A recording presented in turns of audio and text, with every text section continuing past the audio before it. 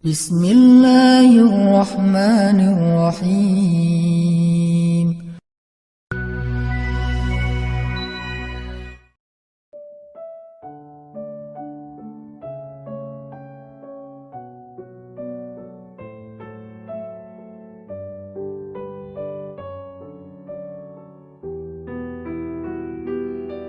Nggak ada juga.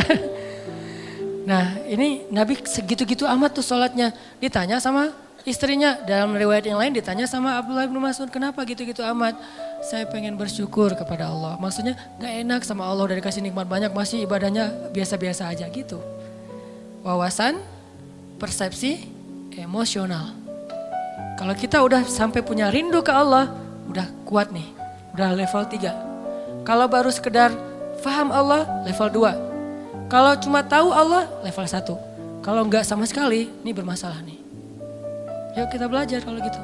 Kadang-kadang enggak level 1, dia enggak terlalu tahu tentang Allah, tapi langsung punya emosional. Ada yang kayak gitu, kayak Bilal tuh. Bilal tuh enggak ngerti ayat-ayat tentang tauhid secara detail kayak Ibnu Abbas, tapi dia langsung yakin sama Allah. Ada yang kayak gitu. Makanya tempatnya ilmu di dalam hati.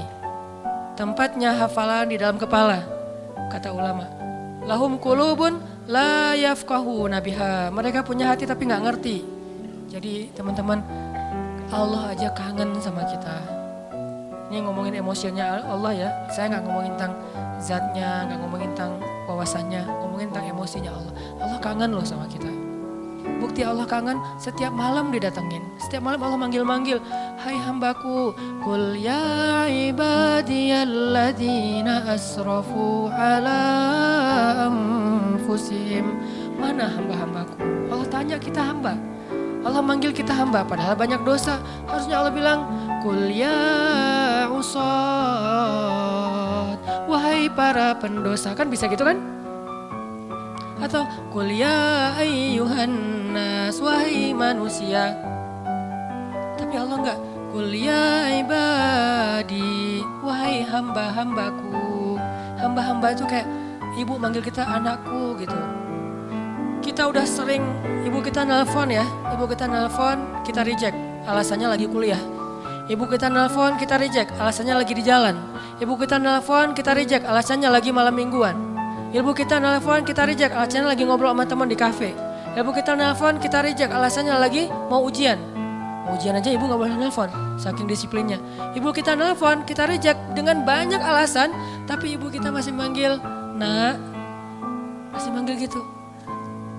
Mau dimasakin apa, masih nanya gitu coba. Kurang baik apa ibu? Kita udah marah-marah sama ibu kita tuh gak pendendam, masih manggil nak, gak manggil hei kamu, enggak. Atau durhaka, enggak. Ibu kita masih memanggil kalimat yang kasih sayang. Dan itulah Allah Subhanahu wa ta'ala. Di-reject berkali-kali, dikhianati berkali-kali, ditinggalkan berkali-kali, diduakan, diselingkuhin tuh sering. Kita sering nyelingkuhin Allah sebetulnya. Apa nyelingkuhnya? Kita kan suka bilang, inna sholati wa nusuki wa mahyaya wa mamati lillahi rabbil alamin. Kan itu gombal banget kan? Sesungguhnya sholat saya, kurban saya, sholati wa nusuki, hidup saya, mati saya, semuanya untuk Allah Subhanahu wa ta'ala. Semuanya untuk kamu, iya kamu, gitu kan? Ngomong ke Allah kan manis banget nih. Pada kenyataannya, kita ngomong ke pasangan kita juga gitu. Aku gak bisa hidup tanpa kamu. Allah ngelihat, gitu kan ya? Kalau bahasa kita mah ya, tapi Allah masih manggil hambaku gitu. Enggak, dasar lo emang gombal, lo habisin aja. Enggak. Allah tuh padahal bisa banget kayak gitu, coba. Enggak. Coba kalau pasangan kita digituin. Gombal setinggi langit. Ternyata enggak kayak gitu. Kan kecewa kan? Allah enggak kecewa. Walaupun Allah lebih berhak untuk kecewa. Kangen Allah sama kita.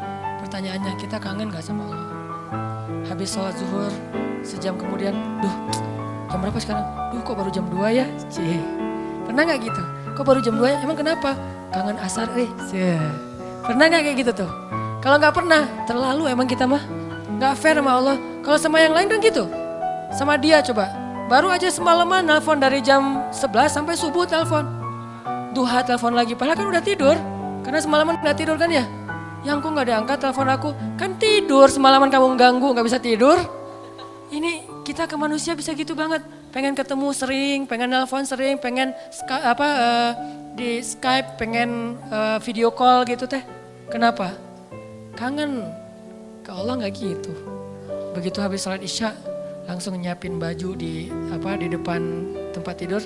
Baju yang agak rapi, parfum, sarung, peci. Tergantung style ya. Ada yang modelnya gitu, ada yang modelnya jubah, sorban, ada yang modelnya flanel, jeans. Pokoknya terserah deh mau gaya apa aja, yang penting baju kesukaan kita nih. Kita siapin di meja di dekat tempat tidur. Apaan sih itu? Ini baju untuk nanti malam having date. Untuk dating. Ke siapa? Ke Allah. Pernah gak kayak gitu? Saya juga belum. Ini lagi menasehati diri sendiri nih ya. Gak gitu-gitu amat. Kita bangun malam tuh karena kaget sama suara klakson mungkin. Atau suara anjing di depan rumah. Atau suara siapa. Justru yang paling cepat bikin kita bangun tuh miss call dari dia karena ringtone-nya tuh beda. Berarti kan kita nyelingkuhin Allah kan. Kalau yang lain telepon biasanya tret, kalau dia telepon tuh lagu Korea. Kalau udah keluar suara lagu Korea langsung melek. Langsung halo, tiba-tiba lembut. Nah, biasanya ngomong sama temennya gak gitu ya. Halo, kenapa? Gitu coba ngomongnya, giliran ke Allah gak gitu. Kan gak fair. Ini coba nanya ke diri kita masing-masing. Istafti qalbak, tanya hatimu, kata Nabi. Nabi itu kalau ke Allah tuh udah emosional, bukan lagi wawasan. Nah kita wawasan juga mungkin belum. Apalagi emosional, rasa gak enak, rasa kangen. Siapin baju-bajunya. Pengen apa? Nanti malam pengen ketemu Allah. Kan Allah turun, lebih dekat tuh. Kalau waktu lain Allah gak turun, lebih jauh. Walaupun jarak dekat dan jauh gak ngaruh buat Allah, tapi ngaruh buat kita. Allah turun ke langit dunia, saya harus siap-siap nih, langsung nyiapin segala macam. Terus sebelum itu bilang, ya Allah jangan lupa telepon saya ya. Karena Allah manggilkannya banyak nih hamba-hambanya, kita pengen dikhususin. Ya Allah jangan lupa telepon saya, maksudnya apa? Allah nelpon kita tuh kemana? Ke hati kita, diketuk hati kita supaya bangun. Ya Allah please, nanti malam saya pengen ketemu Allah, jangan lewatin saya ya, yang lain-lain bangun saya enggak kan sedih banget. Gitu ngomong ke Allah mah. Ya Allah telepon saya, tidurlah waktu itu. Pasti ditelepon sama Allah. Jam 2 telepon. Allah kok kecepetan sih nelponnya? Enggak. Saya berharap mas 3:30 ya Allah. Udah dekat-dekat subuh gitu sekalian teh. Ya itulah kita lah kalau ke Allah kecepetan lagi. Kalau kepada makhluk si dia tuh makin cepat makin bagus. Kok kamu telat banget sih nelpon aku? Kok kamu telat banget sih buka pintu? Kok kamu telat banget sih ngangkatnya? Padahal baru ringtone yang pertama udah diangkat tapi masih bilang telat. Ke Allah kok cepat banget sih dibanguninnya ya Allah. Bentar lagi ya tutup lagi tidur. Mungkin Allah bukan gak bangunin. Sebetulnya Allah berhak untuk gak bangunin kita. Dibangunin gak mau. Dia ke saya mah gak penting kata Allah teh. Bisa aja, enggak. Kenapa Allah gak membiarkan kita bangun? Allah kasihan sama kita. Oh dia capek nih. Udah deh, subuh aja dibangunin. Tapi kita udah digituin ngerasa biasa aja. Akhirnya besok udah gak merasa butuh lagi sama Allah. Digoda oleh setan, disitulah setan masuk tuh. Sama kayak Nabi Muhammad. Nabi Muhammad tuh kan kalau sholat tahajud gak suka ngajak-ngajak kan. Walaupun boleh kan tahajud bareng-bareng, cuman Nabi Muhammad gak suka ngajak, kenapa? Bukan gak boleh sholat tahajud bareng, soalnya tahajud Nabi Muhammad itu gak ada yang bisa ikut. Siapa yang sanggup ikut tahajud Nabi Muhammad 1 rakaat 5 juz? Al-Baqarah, Ali Imran, Al-Ma'idah, An-Nisa. Jangankan orang biasa, Abdullah ibnu Mas'ud, sahabat yang paling keren aja hafalannya gak kuat. Wah Nabi Muhammad lagi tahajud, ikutan Allahu Akbar. Alif Lam Mim, Al-Baqarah, hafal banget lah itu mah. Satu halaman pasti hafal banget lah ya. Halaman kedua, semangat, halaman ketiga, lembar kelima dan segala macam. Wah, nggak benar nih, terbalik. Mulai nih. Dan itu yang dirasakan Abdullah ibnu Mas'ud. Mulailah muncul tunun, prasangka buruk dalam diri saya. Terbalik, udah mulai kayak gitu nih. Kok lama banget sih, kayaknya lagi ngejos nih. Tapi mudah-mudahan nanti habis ini rakaat berikutnya enggak.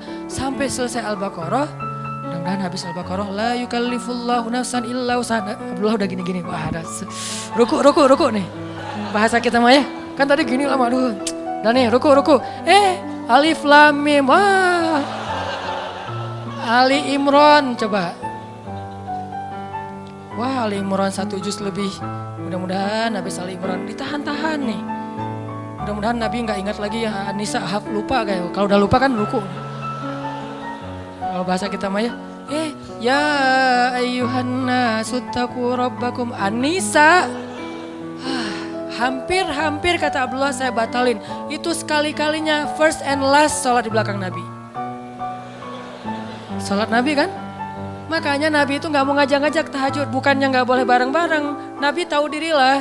Tahu diri. Kalau kita tahu diri gak ngajak-ngajak. Soalnya tahajudnya mepet-mepet ke azan subuh. Tahajud 2 rakaat, witir 1 rakaat. Kalau enggak sekalian aja witir udah disatuin dengan tahajud 1 rakaat. Sholat tahajud. Saya sering sholat tahajud 1 rakaat, witir doang. Kenapa? Karena pas lihat jam 4 lewat 5 azan. Ya udah witir aja deh. Saking gak solehnya. Nabi saking solehnya gak berani ngajak orang. Ini juga kedewasaan Nabi nih. Beliau kalau ngasih contoh, kasih contoh yang bisa ditiru. Kalau melakukan yang gak bisa ditiru, gak mau nyontohin ke orang lain. Kalau kita kebalik, giliran dilihat orang lain yang gak bisa ditiru. Giliran sendiri, yang orang lain semua bisa ngelakuin, lakuin juga. Artinya kita tuh kurang bijak, pamer. Nabi kalau sholat sunnah qabliyah di rumahnya 4 rakaat. Kalau di masjid 2 rakaat, supaya bisa ditiru.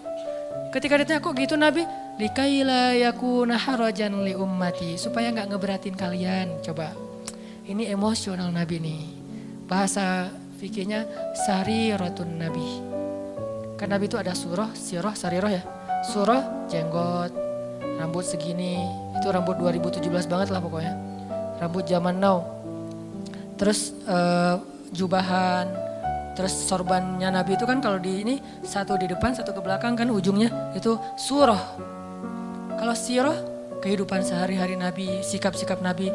Nah yang jarang dibahas itu teman-teman sariroh, perasaan Nabi. Nabi itu gak mau ngeberatin kita. Kalau ngasih contoh yang bisa kalian tiru aja deh. Makanya Nabi kalau tahajud gak pernah ngajak Aisyah. Aisyah tidur, Nabi ke kamar mandi, wudhu, udah gitu sholat. Sholatnya di mana? Di sebelah Aisyah. Kenapa? Nabi tahu Aisyah itu kalau malam suka raba-raba nyari Nabi. Kalau nggak kepegang Nabi dia bangun. Nabi nggak pengen ngebangunin Aisyah. Coba. Kalau kita istri yang soleh kok belum bangun? Masih mending. Aduh ya Allah pengen banget istri kayak Khadijah bukan kayak gini. Lebih fatal lagi. Aisyah aja nggak dibangunin sama Nabi. Jadi kalau nanti udah punya ya, maaf kalau belum punya nggak bisa diperhatiin. Kalau udah punya jangan bangunin. Dan saya juga nggak pernah nggak bangunin istri, soalnya nggak bangun juga. Nabi mah nggak pernah bangunin istri kecuali emang dalam kondisi Aisyah waktu itu nggak capek. Nabi perhatiin banget hari ini Aisyah ngapain. Kita kan nggak peduli. Tahajud. Mama kan udah sering ikut talim, masa nggak bisa tahajud? Ya udah sering talim, tapi capek siangnya dia ngurus anak, dia nyuci, dia segala macam, dia jagain harta kita, rumah kita, keluarga kita, dia mondar-mandir ke pasar. Mungkin tadi pergi ke pasar beli cabai lupa, beli garam lupa, lanjut lagi. Kita harus tahu, oh seharian Aisyah capek, ya udah malamnya saya tahajud sendiri. Begitu witir baru Aisyah dibangunin.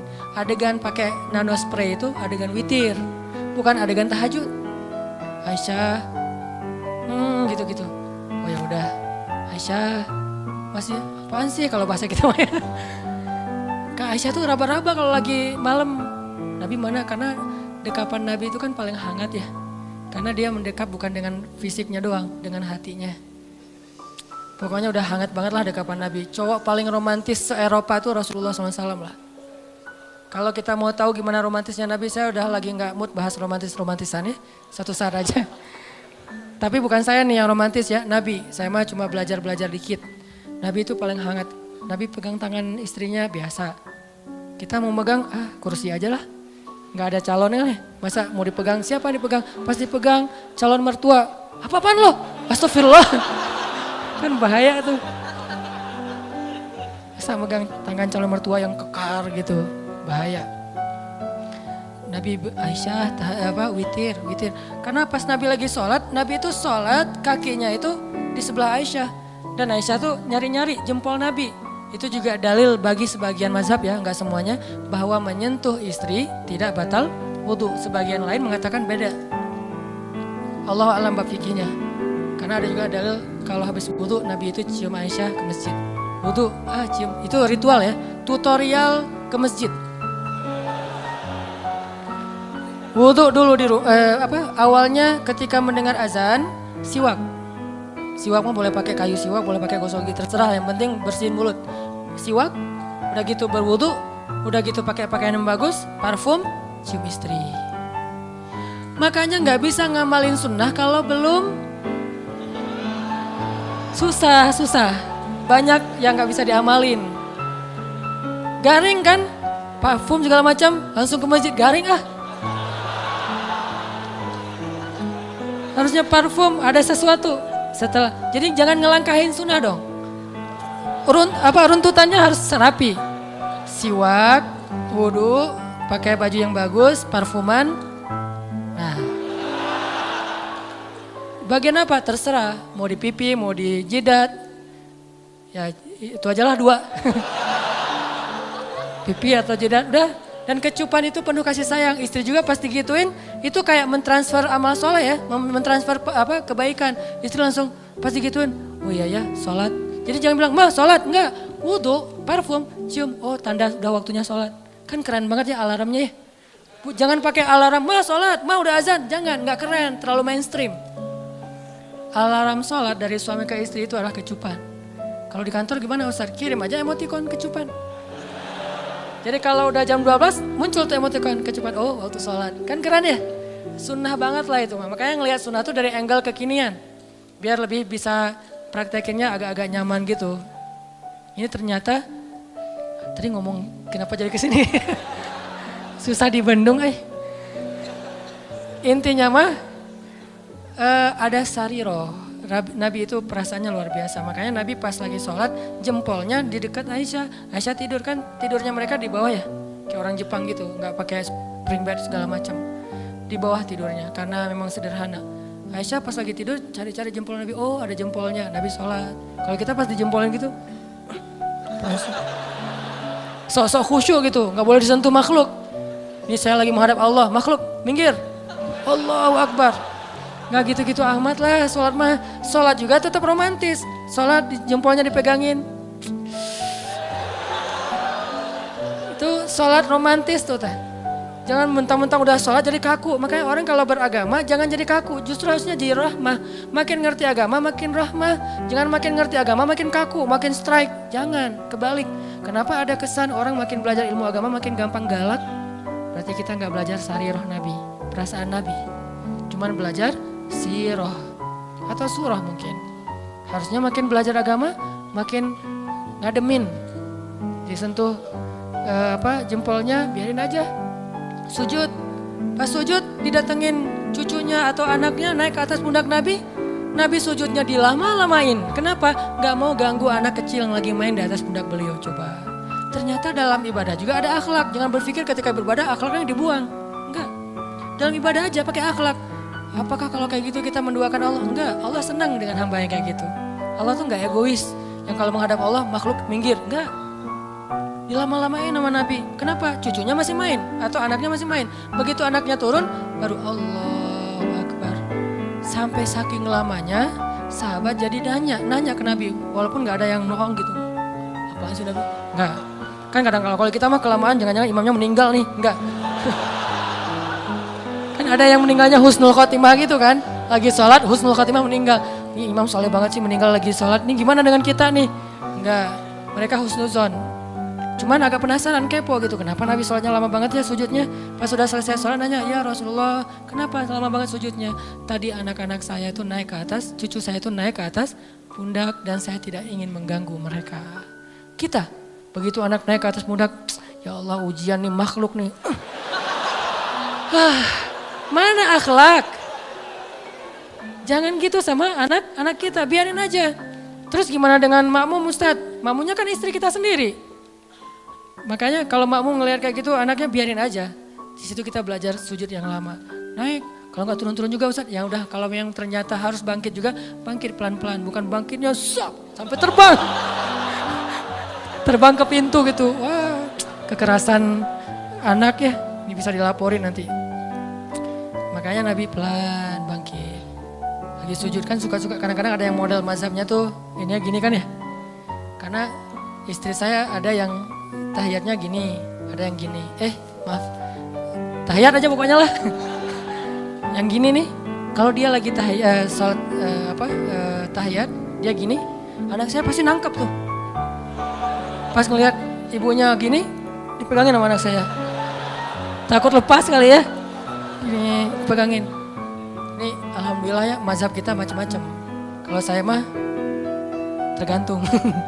Kalau lagi gini-gini, kalau lagi kan tahu fikih ya, bukan karena ikut istri, tahu fikih. Yang ibunya kayak gini, tangkap sama anak kita, mah kenapa sih sholatnya kayak gitu banget? Apa nggak pegal apa? Diajarin. Kalau yang satu diam aja gini, santai. Jadi ada yang enjoy, ada yang maksimal. Tergantung mazhab. Buat saya semua mazhab selama ahlus sunnah wal jamaah respect. Gak boleh menjudge, respect each other. Mau NU mau Muhammadiyah terserah lah. Orang mertua saya ada yang NU, ayah saya Muhammadiyah, saya galau gitu. Mau yang mana nih? Ya udah deh kalau ke Jawa Timur NU, kalau ke sana Muhammadiyah, di sana ikut tahlilan, kalau di sini nggak pakai tahlilan. Menghormati. Lagian bukan bab yang usul. Ternyata Nabi pernah sholat, lagi sholat, terus ada anak kecil nangis di belakang, langsung buru-buru sholatnya. Bayangin, sholat ikut kondisi manusia. Ada anak kecil nangis di soft ibu-ibu, Nabi sholatnya lebih cepat dari biasanya. Saking cepatnya, sahabat nanya. Karena kalau nggak mengherankan, sahabat nggak akan nanya. Ya Rasul kenapa kok buru-buru? Apa yang terjadi? Kata Nabi lagi sholat, tadi aku pengen baca ayat yang agak panjang. Tapi mendengar anak kecil nangis, aku khawatir merepotkan ibunya, makanya dipercepat. Lihat akhlak, sarirah Nabi, perasaan gak enak Nabi itu tinggi loh.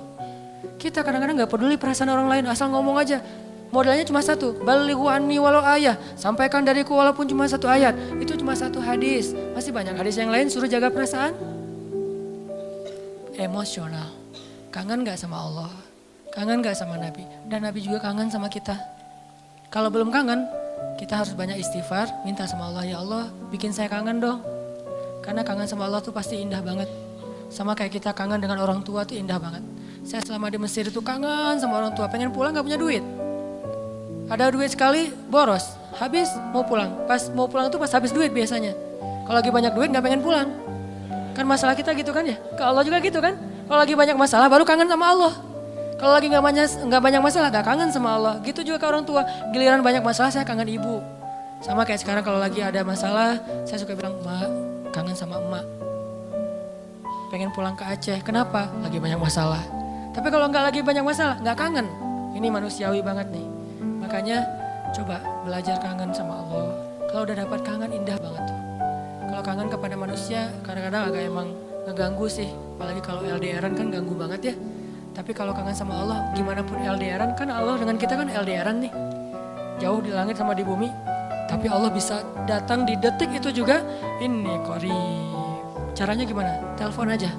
Wa idza sa'alaka ibadi anni, langsung inni qarib. Seolah-olah Allah ngomong gini, kan kita tuh jauhan ya hambaku, tapi kalau kamu telepon aku langsung datang seketika itu juga. Gitu maksudnya.